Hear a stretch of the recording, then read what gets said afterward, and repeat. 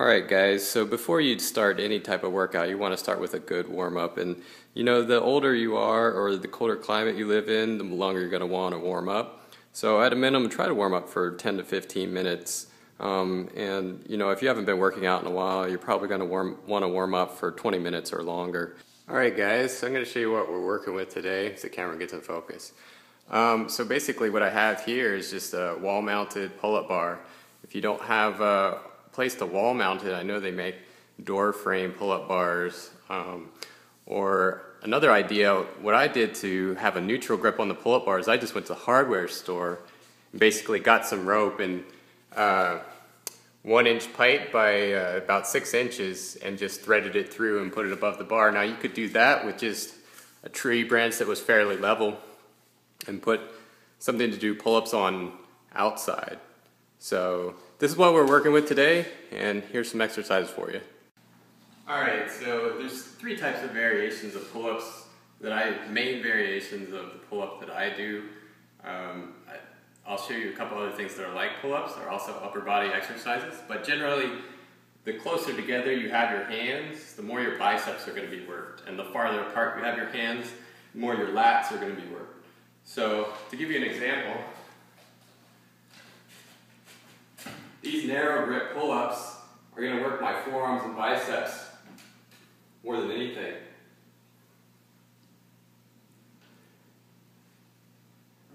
If you want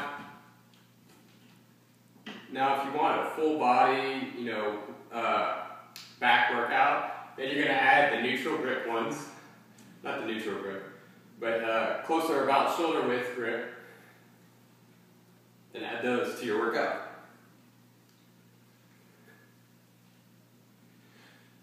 And finally, the wider they are, like I said, the more your lats are going to work. So then you add some wide pull-ups.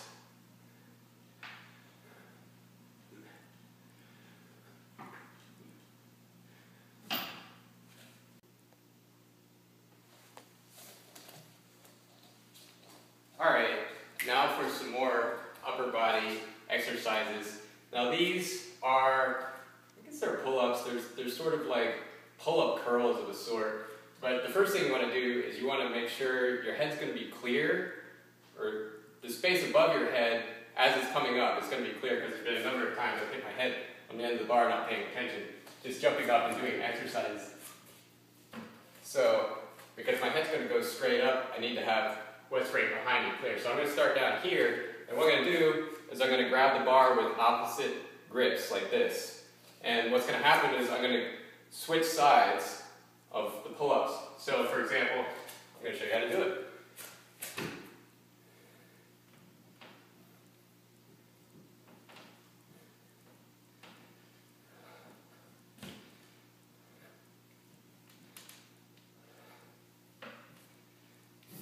This is good for shoulders. It's not going to work your lats as much as, I think the best thing besides deadlifts for your lats with body weight is wide grip pull-ups. So this exercise is going to be good for your shoulders, your deltoids, and also your biceps. Alright, so I have no idea what these exercises are called, but I'm going to call them corn on the cob, because you're kind of moving back and forth on the bar like you're going back and forth on the ear of a corn. And so basically what's going to happen is you're going to start with your hands probably wider than shoulder width grip, and you're going to pull up. You can start pulling up to the center, you're going to start pulling up to one side. What you're going to do is you're going to sort of rotate your body from one fist to the other fist.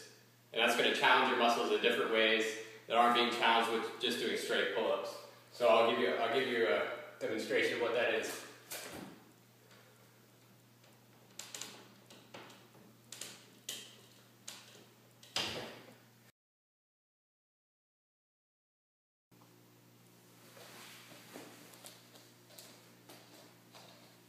Alright, so I showed you a couple of different variations of pull-ups.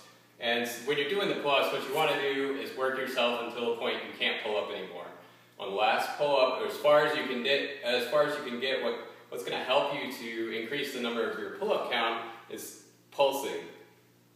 Sort of moving up and down in space is with short movement. So, for example, if I was on my last pull-up and I got to here, I'm just going to pulse the muscles. And that's going to help get the last remaining effort out of your muscles that you can generate. So, but the bar, there's a million things you can do with a bar as far as upper body and core goes. So I want to also show you some core exercises. Some of these things I've seen on the web or just picked up from other people. So they involve basically lifting your legs. So we'll start with an L sit. And basically L sit is your body looks like an L shape. So typically when I do these, I like to have my arms at a 45 degrees, like this, and then just raising your legs up and holding. If you want to add some more difficulty to it, you can do a rotation of the trunk.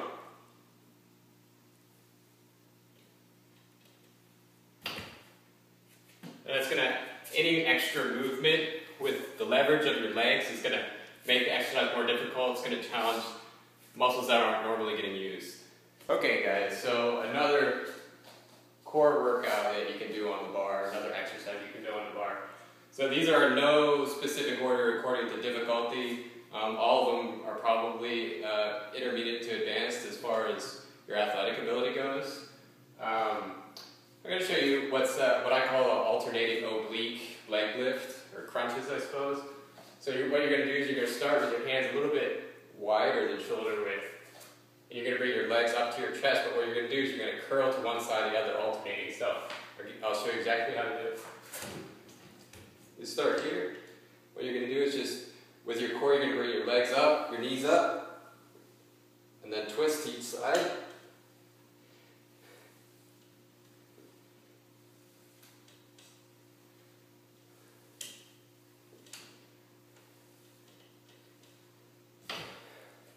That's a great workout for your obliques, the sides of your body.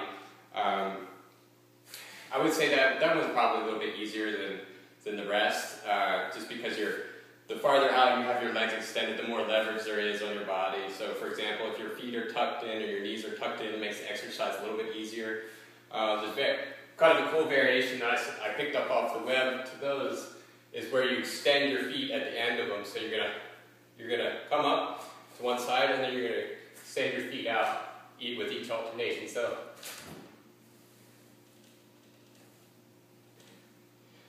come up to the other side, feet out, come back in and down.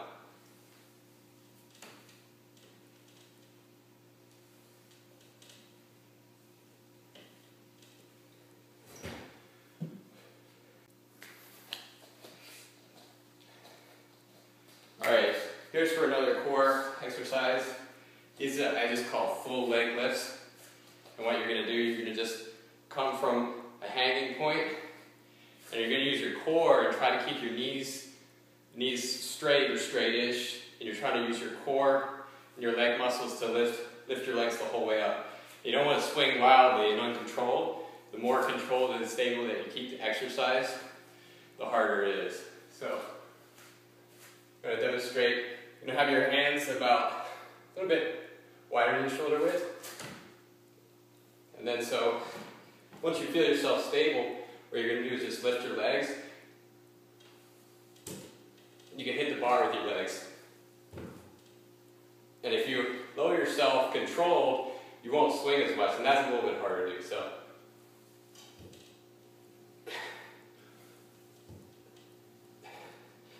that's a great workout for your low back, sacrum area, as well as the tops of your legs, really too, because you have to lift your whole leg without much momentum except what you're generating. All right, guys. So I guess you could call these windmills, windshield wipers.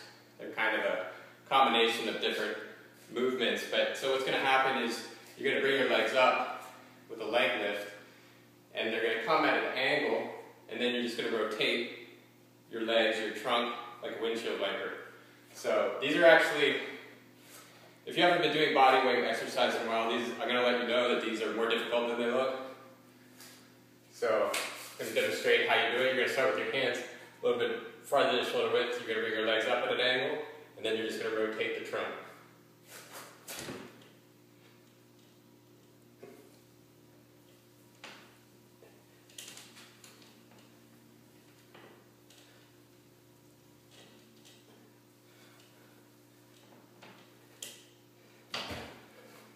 that's essentially the windmill exercise. Alright, so I hope that gives you some new ideas for your workouts. Thanks for watching. And remember, when you're doing these workouts, you want to always warm up first, especially if you haven't worked out in a while, because otherwise you might hurt your muscles that are cold and stiff. And when you're designing these, you pretty much want to work to the point of failure of the muscles, and what I mean is do pull-ups until you can't pull up anymore, and then rest, let the glycogen get restored to the muscles, 1 to 2 minute rest, and then do the same exercise again until the point of failure. And you could do, typically I do 3 sets, or you could do 4 sets. It just depends on your style, I guess. So example, just doing as many pull-ups as you can do for 1 set, waiting 1 to 2 minutes, doing another set, etc. And then mixing it up with the different exercises so that you're hitting all the different muscle groups in your body.